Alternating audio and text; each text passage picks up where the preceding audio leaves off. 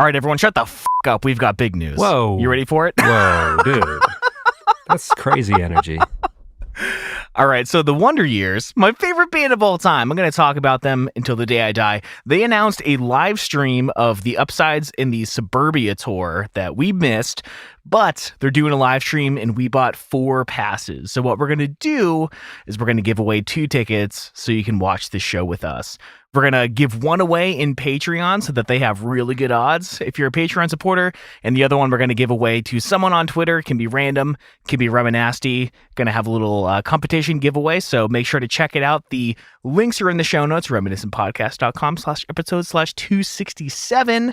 And if you don't win, the tickets are only like $15. So you can just buy one if you want. They're not limited or anything. So it behooves the people to be on our Patreon because they get that second chance to win as well, right? Second chance in like way better odds. Right. Like it's 1 in dozens rather than potentially millions. People should watch out on Twitter and Instagram. Yeah, you can enter twice if you're a Patreon supporter, but it's going to be on Twitter as well. Sounds like you really thought this out. Oh, yeah. Pin post on Twitter, and we'll have a post on Patreon, so check it out. But that's it. All right, to the episode.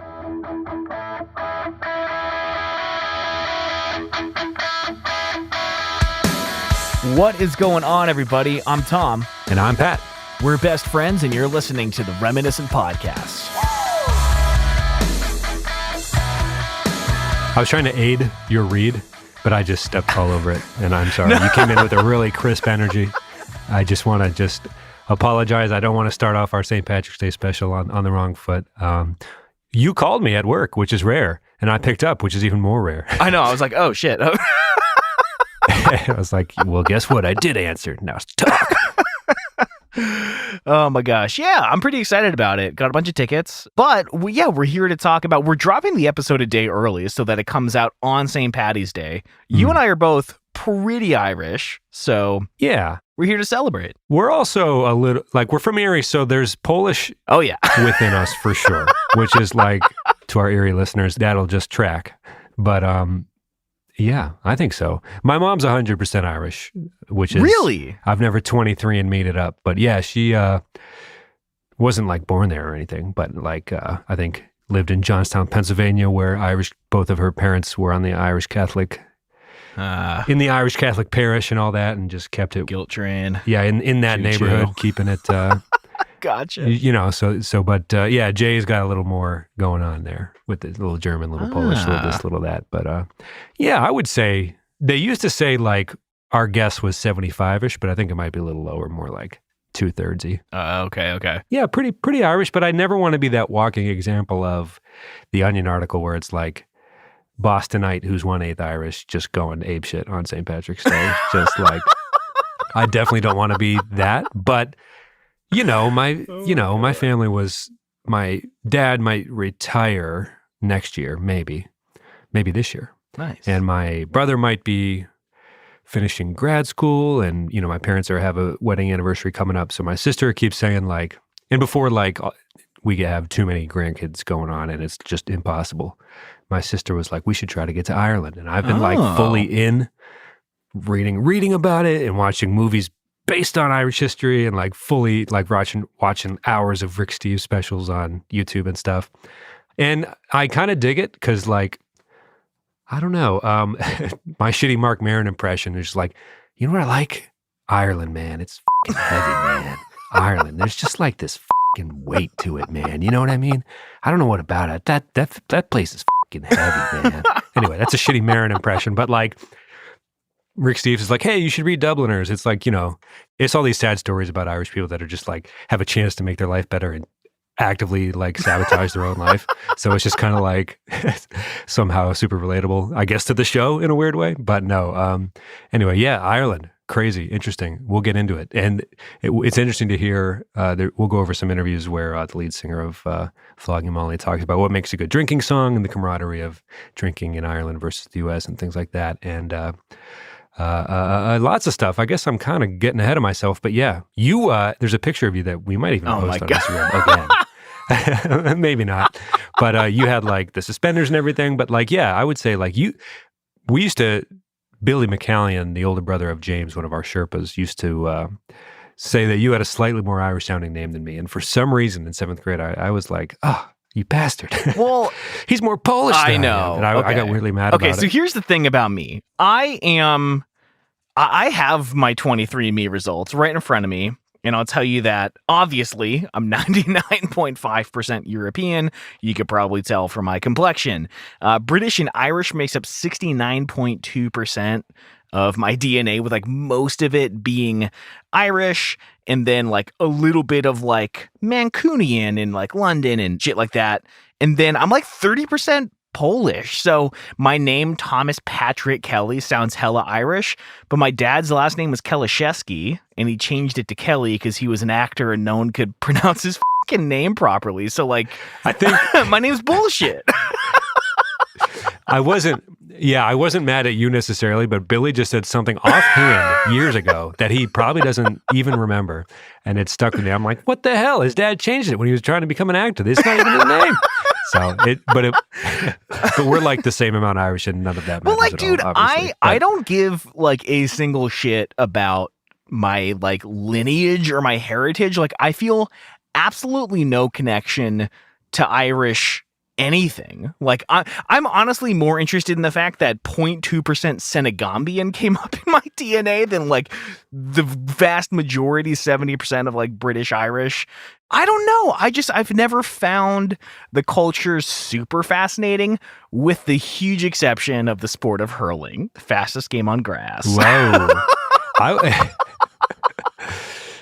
You kind of beat me to my next question. Like, I've been reading a lot about it just because we might do a trip, and it's been top of mind. Like, I'd like to see it just to see if it stirs anything up, because I think like nowadays people just move, and the world's shrinking in a way that is both, whatever. This is not what today's episode about. We're here to talk about Flogging Molly's Drunken Lullabies, the music video specifically. But that was kind of my question, because like there's something appealing about like, what's going on with what I'm all about. What was the nature? We're not here to say nurture versus nature, not to settle that debate, but like I think there's a human curiosity there a little bit. But maybe as generations go on, there really is none, because like we move around so much. Like, we talk a lot on the show, and the subgenre we talk about, it's so often about leaving your home. It's not like these like crazy Scottish stands to like protect yourself from the evil British Empire or whatever. You're just kind of like, no, I'm out, bro. Like,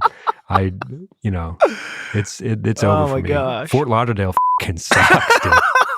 Well, I remember being like 8 years old, and my grandmother, who was like very Irish, the maiden name Brennan, right? That's like my mom's maiden name. Oh, no, sorry. My grandma's maiden name was Murtaugh, and my grandfather's name is Brennan. So they're Irish as absolute shit. I was going to say, I don't know if we want to say your mom's full name, but Kathleen Brennan is an enviably Irish name for sure. Kathleen Maureen Brennan. But Yeah. I remember my grandma telling me that like, oh, we went to Ireland and we kissed the Blarney Stone. And I remember being like 7 years old and being like, wait. So you get on a ladder, you go upside down, and you kiss, and like millions of people a year kiss the same spot on this rock. And just like for 8 or 9, whatever I was, I remember being like, not only does that sound really gross, that sounds really unsafe, dude. Oh my God. Rick Steves just fucking obliterates Blarney Stone. He's like, it is as disgusting as it is uninteresting and unkept. Like, he said it is the dumbest looking castle and the dumbest tradition. And he just like, I came here because it's a thing. This is the most deeply disappointing concept of my entire world travels, basically. He's just like rips it to shreds. Now, that's not to say like he goes to like the coastal towns, Cliffs of Moher and Galway and all that stuff, and goes to all these charming little things. But he's just like, yeah, this is one I'd skip for sure. It's not even in the top like 15 castles or things that are standing kind of made like of stone. seeing the Mona Lisa or something. Buckle up! Tom just went after the Mona Lisa. Save it for Scorchfest. Jesus Christ.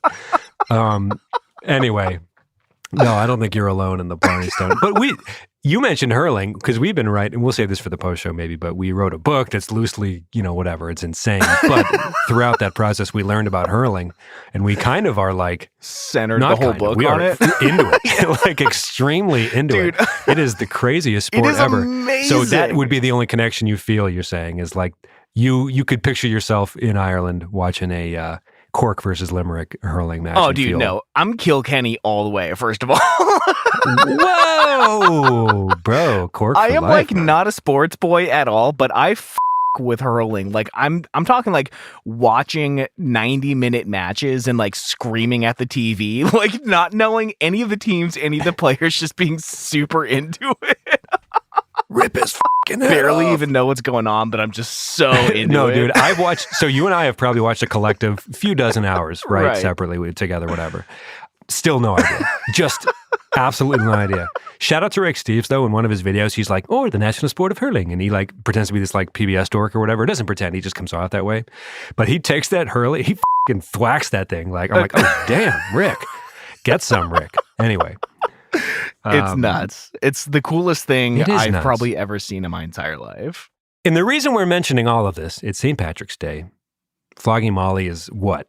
The most Irish In thing your in the mind, world. the unofficial, like, former Warped Tour kid at least uses this as an excuse to maybe whip out the album Drunken Lullabies or any of the other, like, all right, maybe I'm just speaking for myself. It is at least one annual reminder to go back and revisit that band, which not every band from back in the day has like a day that reminds you specifically, which is kind of the connection here. Obviously, there's like it's obvious, but I don't want to like just like corner them into this just like, hey, once a year, let's acknowledge this band and never talk about them for 364 other days of the year. I mean, it to me, it's like the Mariah Carey version of All I Want for Christmas Is You. It's just like it's there once a year. Everyone loves it. But I mean, it stands on its own. It's a really, really fun song, not in March as well. I agree. It makes sense other times of the year. Yes. It is fun. The riffs hit. Anything else you want to touch on before we dive into a little more of like the episode people probably came here to hear? Any St. Patrick's Day traditions in your household growing up? No, I mean, I've never been like a I don't know, big celebrator of holidays. Like certainly St. Patrick's Day isn't like one of the big ones. How is 6 years later, I'm still asking you, like, hey, what was your special connection to this holiday? You're like, still not a lot. I don't know, man. I mean, sometimes it's fun to dress up. We'll put the picture in the show notes. I don't know what, I was like dressing up for work or something. They're my grandfather's Shamrock suspenders. This is probably not long after he passed away. And he left me like his suspenders. Okay. And I had this like green plaid, like kind of flannel shirt, and I wore them both together. And I just thought it was fun. It was. I think the thing that as time goes on, you happen to have worn the outfit at the peak.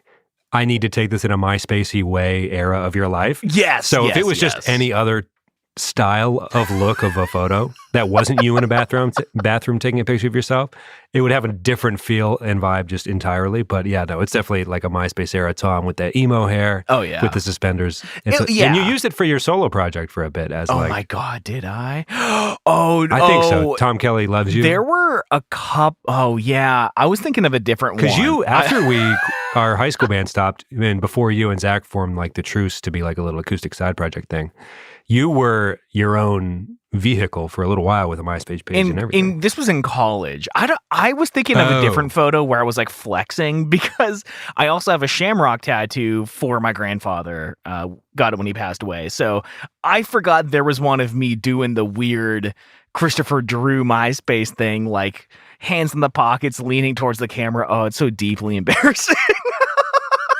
So your connection is mostly, it's a connection between you and your grandpa, not necessarily any heritage further back than that.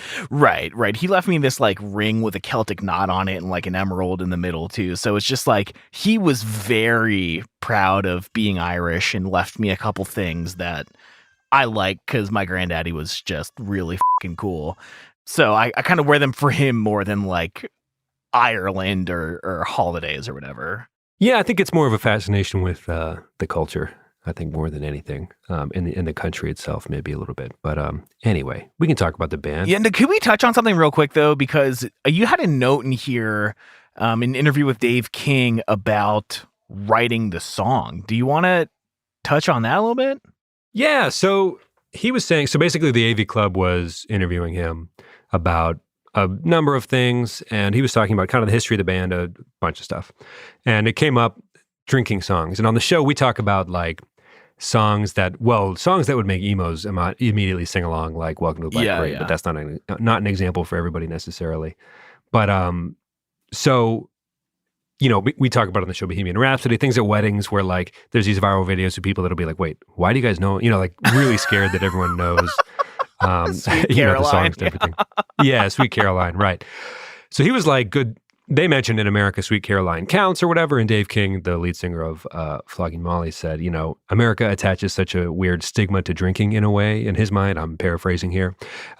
He said, when my partner and I are back in Ireland, we probably go out once a week. But when you do, it's your neighbors. There's always someone with a guitar, and it almost seems like there's more camaraderie. And that's kind of the end of the paraphrasing. But yeah, I wouldn't say there's like neighborhood bar or neighborhood pub culture too much in America. Like, there's the show Cheers, and there are that in spaces, but like, I mean, if someone's with an acoustic in your bar playing Wonderwall, like they're going to get shunned. You know what I mean? So like, there's this kind of like, I don't think it's a stretch to say the drinking cultures are very different, and it's a little less sing-songy. Depending on where you are, I guess. I don't know. I don't want to paint with too broad of a brush, but yeah, I think he's probably dead on there, right? I mean, I just think it's interesting though, because like, I feel like, you know, America appropriates this holiday to just get, I mean, they appropriate any holiday just to get absolutely fucking shit-faced. But yeah, let's speak here. Like, just about anything has been turned into that. Yeah. Right. And I mean, it's just so fascinating that it's like, oh, in Ireland, like maybe we go out once a week and it's more of like this social thing with your neighbors and in your neighborhood. I don't know, man. It's just so funny because like I think America's perception of Irish people are just like perpetually shit-faced or something. I don't know. It's just so fascinating that like it's the other way around where he's like, I don't know. I think America's the one with a drinking problem. I don't know. Yeah, I think his comments are more like the approach is definitely different. And yeah, reading about the country a bit, it seems like everyone kind of takes the stereotype from wherever else and assumes everybody's that way. Yeah. But yeah, I think there's a chance it's less jovial on this side of things, I guess. But yeah, I don't know. Would you like to sing songs with folks in public more? Probably. I mean, I don't know. That sounds pretty nice. Hey, why not, right? Especially during the St. Patrick's Day episode. Sure, that sounds great. All right.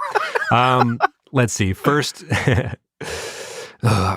something about Ireland, man. That place is just heavy, man. That place is fucking heavy, man. And I'm not even Irish. Something about it. Again, I don't whip out my horrible Mark Maron very often, and you can see why. Okay, so my sister saw Flogging Molly at Warped Tour. I think she probably brought home something like the '05 mix or something. But I went to look to see which Warped Tour they might have been on, and didn't get any closer because they were there in 2000, 2001, 2002, 2003, 2004, 2007, and 2009. Shit. They are well versed in the yes, yeah. I think that's fair to say. But I think as we'll learn moving on, they aren't like a young act necessarily. Yeah, what the hell? So Dave King, we already talked to him. He was born in Limerick, born in Ireland in 1961, which makes him certifiably an older fellow. So he actually sang for a heavy metal band, Fastway, that featured the guitarist Eddie Clark, perhaps more famously of Motorhead fame. But and apparently also in his career, before kind of Flogging Molly took off, he was... as the story goes, which is our way to cover ourselves and saying we only really do Wikipedia research on this show. But apparently he declined a record deal with Epic, who wanted him to sing for Jeff Beck. So he had been like around. Yeah. You know, he said he lived in Ireland for like the first couple decades of his life, give or take, but eventually came out to LA, right? They formed Flogging Molly in LA officially in 1997, but if you read around, it seems like for 3 to 5 years, they were kind of a bar band searching for that Celtic sound, trying to put together a rock band with fiddles. And it actually said they heard Ocean Avenue with the strings for the first time and said that inspired them to finally launch this band. Eureka! Not. Okay. Psych! Okay. No psych. Except psych. Real psych. Okay. Yeah, I don't know why I thought that would be funny. It was not. Okay, apparently, so they played at this place, Molly Malone's. They did a Kerrang interview where later it felt like those early gigs weekly at Molly Malone's felt like they were getting flogged to death. So hence the name of the band, which is pretty interesting. Slogging it out. Do you remember that, so Flogging Molly came across my desk in high school, and flogging is Your secretary just floated it by you. Right. Flogging is like not an American term. And I remember people being like, no, it's like spanking. They're like, no, it's like f***ing. It was like, wait, are we? Which I don't think either are necessarily true. Yeah. Anyway, I just remember. I remember this kid, Robbie, from down the street. He was a little older than me. He taught me what the middle finger meant when I was much younger. So I owe a lot to Robbie. But you know those really insane Southern seafood chain restaurants that have like Joe's STD Crab Shack. You're going to be itching in your crotch when you eat here, baby. You know, it's just kind of like really over the top. His was just like some pirate themed restaurant. And the phrase, I'll never forget it, was like, the beatings will continue until morale improves, or the flogging or something. I was like, Jesus Christ. You like, oh, sure, great. Could I have some crab legs from this establishment? I'll stop stabbing when you stop screaming burgers. Exactly. Apparently, Craig owned or no, that's the surname, not the first name of the Chiodos lead singer. Anyway. Yeah, it's interesting. It's kind of a jarring term, I guess. And there is kind of a swashbuckling nature to all of it. I remember my college roommate, Danny, always thought like, oh, great. Have you talk like a pirate day, St. Patrick's Day. Like he was just like this. He was in his stoner phase of his life, just kind of like the person in this band sounds like a pirate.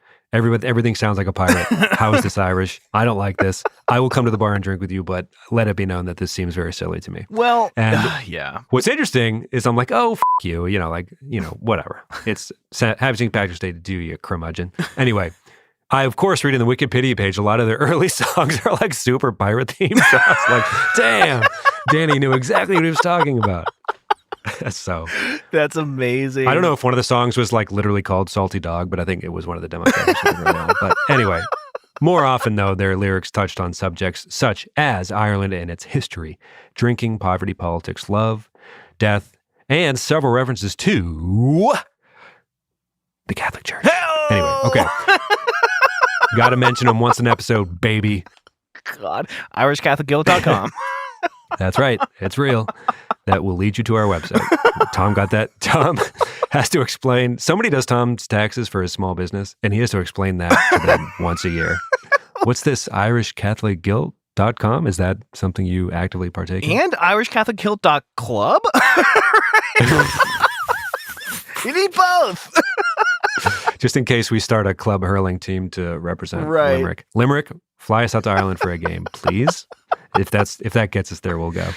Okay. Drunken Lullabies, the album came out in 2002, reaching 157 on the Billboard charts. Not bad. Certified gold. Also not bad. Dude, I feel like our high school class listened to this song 500,000 times alone. Like, how is this not 10x platinum, man? Yeah, again, this is kind of the Wikipedia research. You're not like real, but like I will say their page was not as fleshed out as some of the other bands we cover on the show. So they call it, right? Actually, while I talk for like about the other fast facts, do you mind double checking me on that in real time? Sure. Just because, yeah, you think about the White Stripes and Seven Nation Army and some of the songs that become like attached, like whoever wrote Happy Birthday, you know what I mean? Like some of the things that just become something else. This has kind of become the unofficial, although I guess you could argue that Shipping Up to Boston or some of the Dropkick Murphy songs are really like the unofficial St. Patrick's Day anthems, but this has to be up there. So yeah, you'd imagine just the streams once a year alone would pump it like retroactive, even retroactive charting or something, you'd have to imagine. Yeah, I like, my intuition is telling me there's got to be more than that, but I am not finding much more information on it than it seems like you are. Gold's not bad though. One reviewer, after hearing, said, quote, "After one listen, you'll probably wish you were Irish." Is that true for you, Tom? Sure. Sure. It's a little bit breakbeat, a little bit. Yeah. That's my da. That's my da. I watched a bunch of Ireland movies recently, and the one In the Name of the Father with Daniel Day-Lewis. Well, it's about this like the series of bombings, whatever. Anyway, falsely accused, and his dad dies in prison. Anyway, the whole time he's been saying like, "You can't do that. That's my da," instead of dad or whatever. So my son Jamie has been saying his dadas more than his mamas lately as he's like slowly. And I'm like, that counts. Like if we were in Ireland, he could just call me da and that's it. You know what I mean? Does he have to see me and acknowledge it? So I'm like, we're really bending the rules. But anyway, that's my da. Did you call me your da, boy? Did you call me your da? Anyway, probably the thing that will make our listeners the happiest of the first few minutes of this pod is that this title track, Drunken Lullabies, was featured on Tony Hawk Pro Skater 4. Oh, yeah. And it's going number one if we ever do the Tony Hawk soundtrack draft. Absolutely. Yeah. It's going to be an all-out brawl between that and Superman, but we'll see. Whoa. We'll see. Yeah. That dice roll is going to be contentious, dude. We're going to need to live stream that shit. Oh, boy. Alrighty, friends, I hope you're enjoying the episode, but please allow me just a quick second here to shout out our top-tier Patreon supporters, our Council of Elders.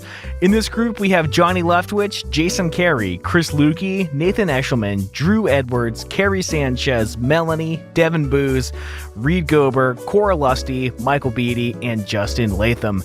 Thank you all so much for supporting the show. It truly means the world to us. Thank you to the many of you who support the show on our Patreon. It truly means the world. If you, dear listener, think you would enjoy signing up to our Patreon, you can head to patreon.com/reminiscent. Legally, we're not allowed to call it a giveaway, but in an away fashion, we will give a ticket to the Wonder Years live stream to one of our Patreon supporters. And if you don't catch it there, you can always catch it on Twitter as well, but the odds are probably far better on Patreon, so check it out. Again, that's patreon.com/reminiscent. Every week we put out an extra 10 to 15 minute post show, some behind the scenes stuff. We're going to be doing some more video AMAs and live streams there in the future. Again, thank you to everyone that supports the show, and back to the episode. Okay, we're on to the music video here, which doubles as possibly the greatest skateboard video from the 2000s. You know, might I say. Unless Adrian has something to say about it. That's true. There was some immediate contention in the Twitter feed about this. He linked to a video titled "Girl," quote, "Yeah, right!" exclamation point, end quote, in parentheses 2003, which is some feature-length skateboarding movie, which was a delight. It was a pleasure to work with that on in the background. I worked the other day when he tweeted it. But we say it in jest, of course, because... But no, it's awesome. It's amazing. Out of nowhere. You were saying this, you were joking about you're kind of so of all the shows we do, I'll do a thing that you're a little more into, you'll do a thing that I'm a little more into. You don't know this band spectacularly well, just like I don't know, say, Under Oath or, anything like that. You thought this was the lead singer at first. You quickly found out it was not. But then he starts ripping the most insane tricks. We'll get into the music video, first couple shots, but he just goes off 8 steps coming out of his house and lands it. I'm like, what? And you kind of don't notice it at first, but then you rewatch it, you're like, oh, he's just doing the most insane shit the whole time. Yeah, he's fucking shredding. That was my first, I was like, oh, this is just a skate video. And I have never seen this band. I've never seen the video. I don't know why, but I assumed it was the lead singer. And I thought this dude is just making a video to show off his skate skills. And then, yeah, pretty quickly, 2 clicks on Google and I found out it was actually a pro skateboarder. So. There you go. But yeah, let's get with the first few frames. What do we you found a good factoid about the skateboarder. Oh yeah. Not to go too out of order, but I'm like, this man is rather accomplished. He's not just the most insane skateboarder I've ever seen, someone who doesn't watch skateboarding videos ever, which is easy to tell because of my claim that this was the best skateboard video of the decade, and it was just a music video I've seen. But this guy has also won some hardware in other departments. Yeah. So, all right, the skater's name is Patrick Melcher. I hope I'm pronouncing that right. And there's actually a lot about him on the internet. GQ wrote an article called "Why Every Professional Skateboarder Should Look Like Patrick Melcher."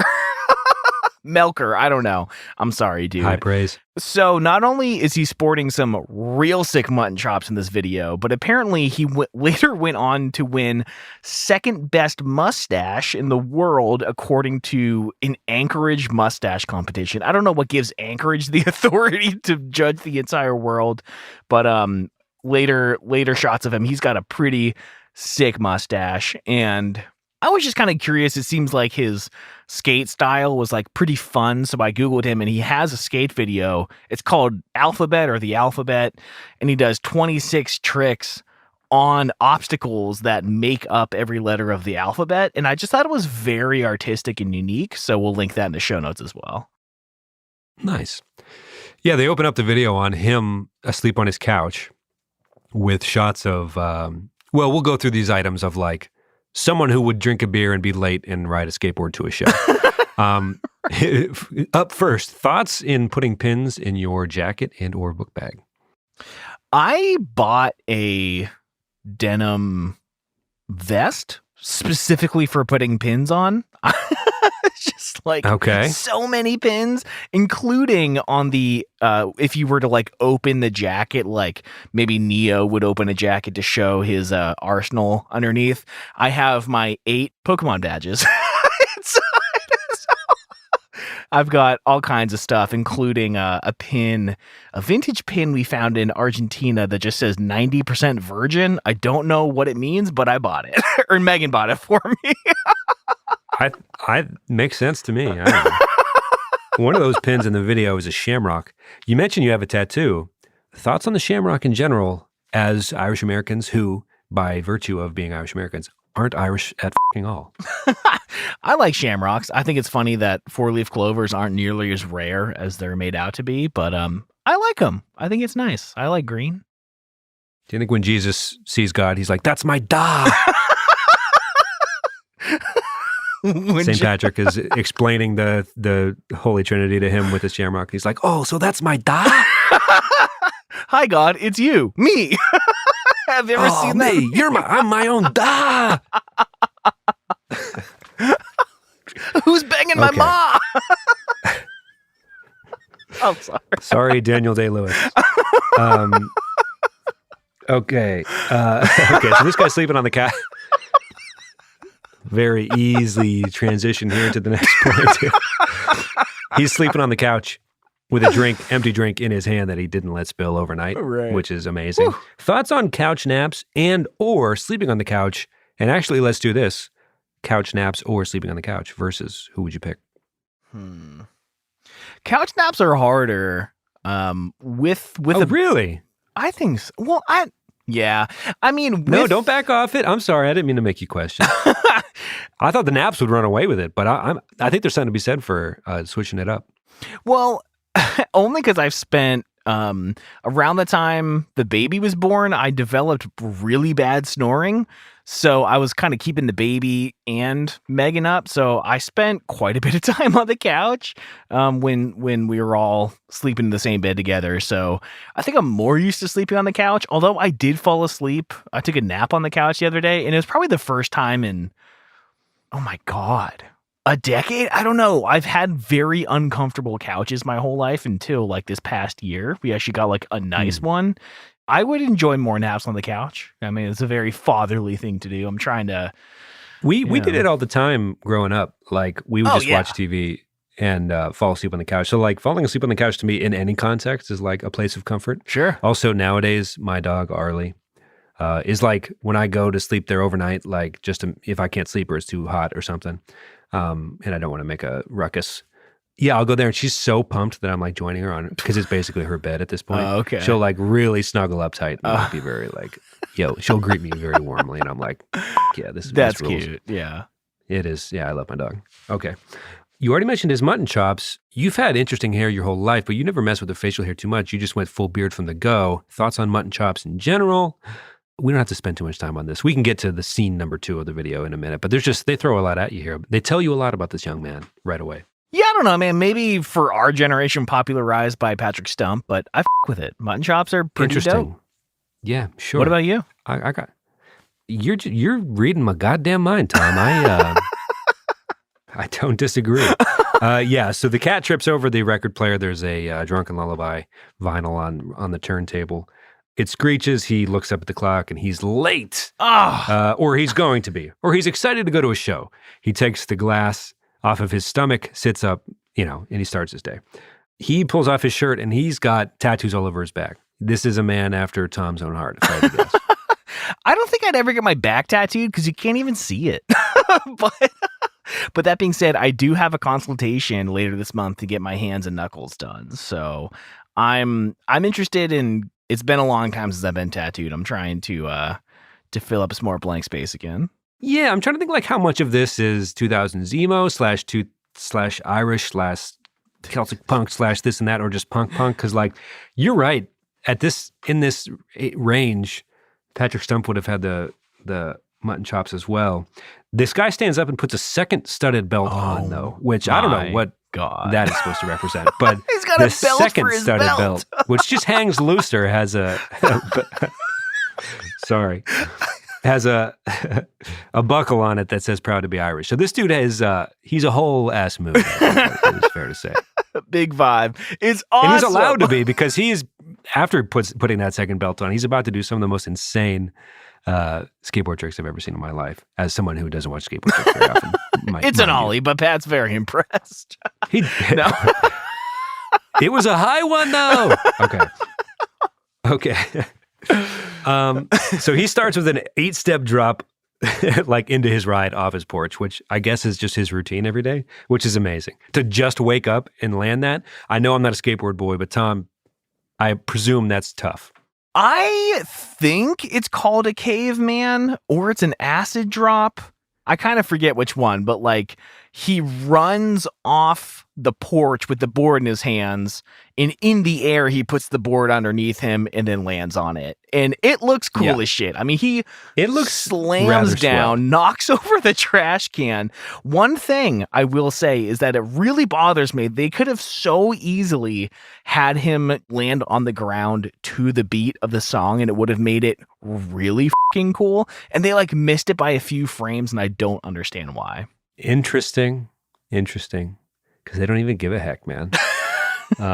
You know, what's interesting with him knocking down trash cans and stuff, no wonder this was on Tony Hawk Pro Skater 4. Like, everything about this is super skatey. It's so much more skatey than it is Irish in a weird way, I think we're finding out. Anyway, he goes to a pub after ollieing a full driveway, which, again, Tom, not a skateboard person, I have to assume that is also impressive. That's a lot of distance. It's a pretty fast, long he's ollie. Freaking moving. He's going at least 18 miles an hour, right?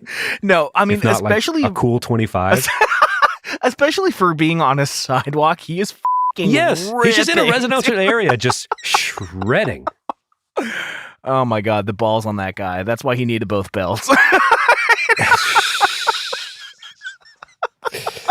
Yes, indeed.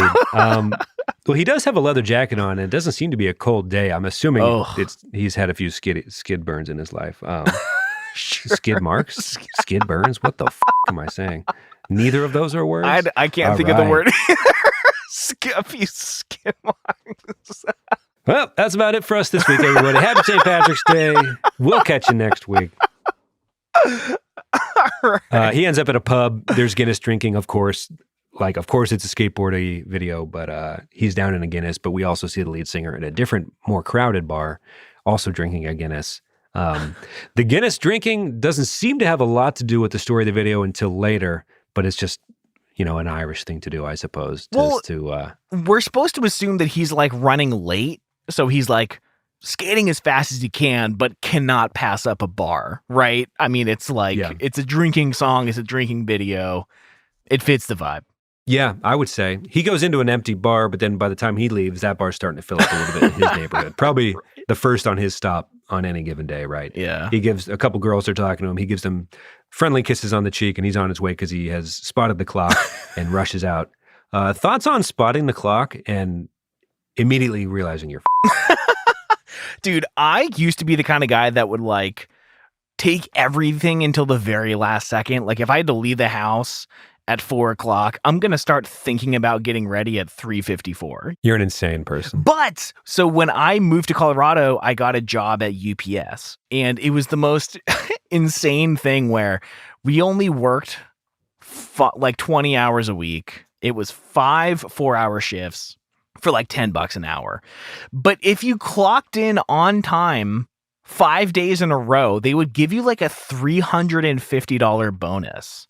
And you had to like go through security and like hopefully there wasn't traffic. And that very quickly broke my wait until the last minute habits, because if I was 30 seconds late, it would cost me like literally that week's salary because of how little we worked.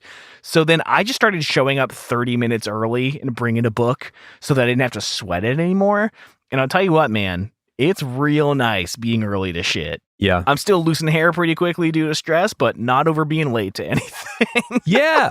There's nothing just having a seat, being there on time. I really hate Especially I like Zoom culture, I guess, over the past few years. You're just like, should we give him a few more minutes? It's like 7 after. You're like, dude, I'm out of here, bro. Like, this is 4 after. I'm 3 minutes early. This is nuts. Yeah. It's, no, miss me with that shot. So, yeah, if it's 7 after, it's over, man. It's over, man. Around this time in the video, we finally see the band on the stage for the first time. Yeah, that's true. By the way, the band is playing Drunken Lullabies, the song off of the album Drunken Lullabies, self-titled track. This would be years before the Stomp Clap Hey bands would cram 35 people onto a fucking stage and ruin everyone's night with a cover of Wagon Wheel or some shit. But there are a lot of people on this stage. We've got accordions, we've got fiddles, mandolins, I think multiple mandolins. They are taking up a lot of real estate up there, but I'm here for it. Yeah. Again, we do a show week to week and we're never researching things for months at a time leading into a program. But Right. It seems like it's not too much of a reach to say that they were experimenting with the whole energy of their act for 8, give or take, pushing a decade before it, they started hitting Warped Tours and stuff in 2000. Right. So talk about like band kind of meeting and experimenting in 93. There's one reference to that. They're listed as officially forming in 97 or whatever, but years plural of kind of just banging around in that bar. They named their band after how excruciating an experience was at times. So like, yeah, this wasn't exactly, late 2000s, early 2010s Stomp Clap Hey of Monsters and Men, let's throw some shit onto our act to make it seem like we're this sort of thing. Sorry, I'm calling out that band. I know nothing about that band. But I guess we just can blindly flame the Lumineers in perpetuity. Yeah. I don't know. I have no whatever. Let's do it. Yeah, when we do the 2010s version of the show, then it's no holds barred. Okay. Anyway, but it seems like, it was kind of this organic, interesting thing. Like we joked earlier about them being inspired by Yellowcard, which obviously they were not. But like they were the other punk act with strings, right? I mean, but it seemed like they came about it in a pretty organic, unique way. That's an interesting point because you're right. Shoulder-to-shoulder crowd on the stage. Quick aside, do you remember Gogol Bordello? I don't. Start wearing purple for me now. Do you remember that? No recollection, but I'm very intrigued and interested in everything. They were like literally a band of traveling gypsies that I think had like 49 members or something. I remember Tricycle Bicycle Cycle in the Erie scene. It was a similar energy, but it was more of an Edward Sharpe situation, I think. But more flutes. Oh my gosh. Tricycle Bicycle Cycle. We shared the stage with Tricycle Bicycle Cycle. That was at Trade Fest in Edinburgh. We've talked about that show before. Yeah, they were definitely there. I think they're still in my iTunes library, along with Elephant Gun and some other pretty decent bands that played. Brian Morganti was obviously there. And I came away from that show wearing his clothes. But swapping goods. Back to the video, we get a hippie jump. This is the forklift shot. Yeah, which he has to do in reaction to the forklift, not planned, right? Which is insane. I granted this is a film and music video, but did they cut in between the jump? I don't know how many takes it would have taken, but he still lands it. Yeah, so like at this point, there starts being these like obstacles getting in the way of him getting to the show. A forklift drives out with its forks up, which, by the way, OSHA would like to have a word with you.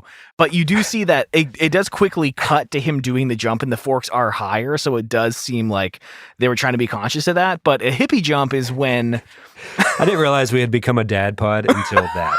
You were just like, hey, bud, better watch out for OSHA there. Hey, man. You're going to want to... I know you like to go fangs up for Gabe Supporta, but you're going to want to go forks down when you're driving on the clock there, bud. All right. Okay. Have a good one there. Fangs up, forks down. We're going to fucking make the t-shirt. You guys don't have to buy it, but we're going to make it. Oh my God. So a hippie jump is when, in Ollie, is when you jump and the board stays to your feet and you jump over something. A hippie jump is when you jump but the board continues to roll on the ground. So he hippie jumps over these forklifts, probably like 2.5 feet in the air. It's honestly a very impressive. It's a scary ass trick, right? Anyway, yeah, it's pretty cool. Things are starting to get a little more chaotic in the video, especially because he's not. He's only had one Guinness at this point, but these tricks are going to start getting a little more wild. He stops at a second bar and he just gets another Guinness going. He is just a man who enjoys his life one notion at a time. Let me dodge this forklift. Let me have a second beer on my way to a show I'm already late for. This man lives an enviable life, it seems. But after this second Guinness, he starts to go uphill on his route, and he's not having it. He stops. He almost pukes, but I don't think he does.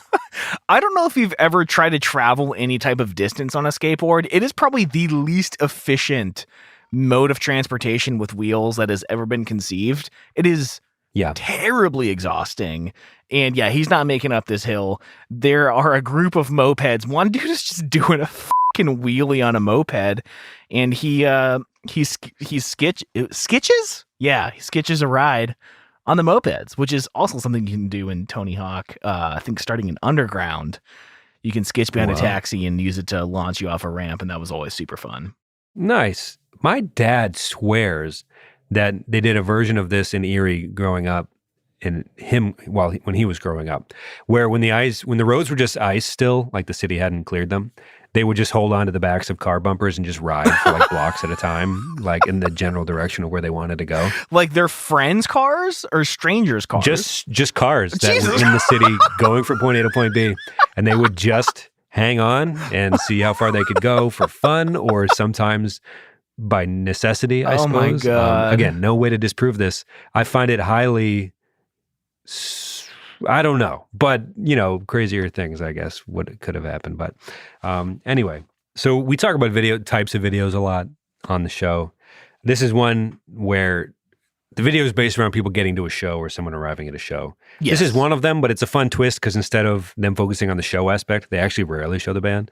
Not rarely, but it's a skateboard. It's just a skateboarding video, and the guy doesn't even make it to the show on time. So that's like, I thought that was a slight little, decisions, but like it is a going to the show video, but the twist is he doesn't get there at all. And it's mostly about the guy not getting there, but doing insane skateboard tricks. I wonder if this was like we need to get on Tony Hawk Pro Skater for legacy reasons. We should make this a very skateboard heavy video. Well, that's probably definitely not how it played out, but I want to believe that. No, it's funny because I actually got like really invested in the story because I started to realize like, wait, the song sounds like it's coming to an end and the guy's still not there. Like I started like feeling worried for him. And yeah, he gets to the venue on the last hit of the song and they don't let him into the venue. And I just think it's really funny because we've talked about so many music videos that are people frantically trying to make it to the band. And usually they arrive at the last chorus and everyone freaks out together. And it's like, look how cool it is. Look how badly everyone wants to see us. But he doesn't seem too bothered because he's the type of guy who wants to go to a show but didn't set an alarm for it based on a flyer he got the night before and just stops in bars leisurely along the way. He's the type of guy that in a movie, in a rom-com maybe, like the ex is with the most obnoxious person ever, and he's just like, yeah, I just kind of grab a Guinness when I want to, and yeah, I tried to go to that show, but I was late. I ended up missing him, but like then I went to this crazy Thai place down the road from there. I had never even been there before, dude. Anyway, so he's just like obnoxiously like free, I guess. I would wish to be as free as this skateboard man, but I'm sure he wasn't too bothered by not arriving at the show in time. Well, of course, the video ends with he was trying to push his way in. The bouncers were pushing him out, and he only stops trying to get in when he sees two girls that he's interested in leaving, and then he chases down the sidewalk after the girls. So his interest is fleeting and is going to chase after the next shiny thing. Dude's a douchebag. He kind of goes with the flow, man. Whoa. Just kidding. We hate you, skateboarder Patrick. Whatever your last name was. I'm also not going to try to pronounce it because Tom stumbled in it earlier. Already butchered it. Yeah. But no, dude, really fun song, really fun video. I think it deserves to be acknowledged and appreciated times other than the middle of March, but, give it credit when you can. Yeah, I think that's the real message of today. There was like a group of kids at Academy that were not apologists or truthers, but big Flogging Molly fans. And I was always so jealous because I was like, us at that age, I was like, oh, this isn't their only album that exists. Like, how could I have missed an entire discography? Right. And I was just like jealous that they seemed so cool just to have that knowledge. Like they owned this little corner of the musical world. And I didn't know them very well, but I was just like, damn, that's an interesting life to have go that deep on Flogging Molly. I found it to be weirdly intimidating. But yes, I think the message of today is don't wait till mid-March to enjoy Flogging Molly. Do as we say, not as we do. Well, awesome, Yes. man. No, although I do run through it because, yeah, I'm like, you get later into this album, or at least I do once a year. And I listened to it 3 times on March 17th. And I get through and I'm like, those late tracks, I'm like, damn, I should listen to this all the time. This album's amazing. And I never do. While we're on the topic, were you a big Dropkick Murphys guy? Just while we're on like loosely, vaguely things that are tied to this holiday, kind of unfairly because of Americanized drinking holiday reasons? No, man. I mean, I know the like one Dropkick Murphy song only because our friend Mike Murphy probably listened to them in high school, but I don't know. It was never super on my radar. Again, like I feel like I was discovering or like I heard about this song for the first time in like 2006, 2007.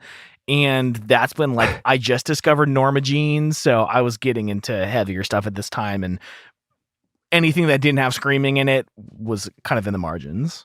I'm curious if people listen to the show and be like, people say Erie's pretty Polish, but they've only mentioned dudes named Michael Murphy, James McCallion, Billy McCallion, Thomas Patrick Kelly, the most extreme, Joe McShane, the most extremely like Irish sounding gang of ne'er-do-wells possible.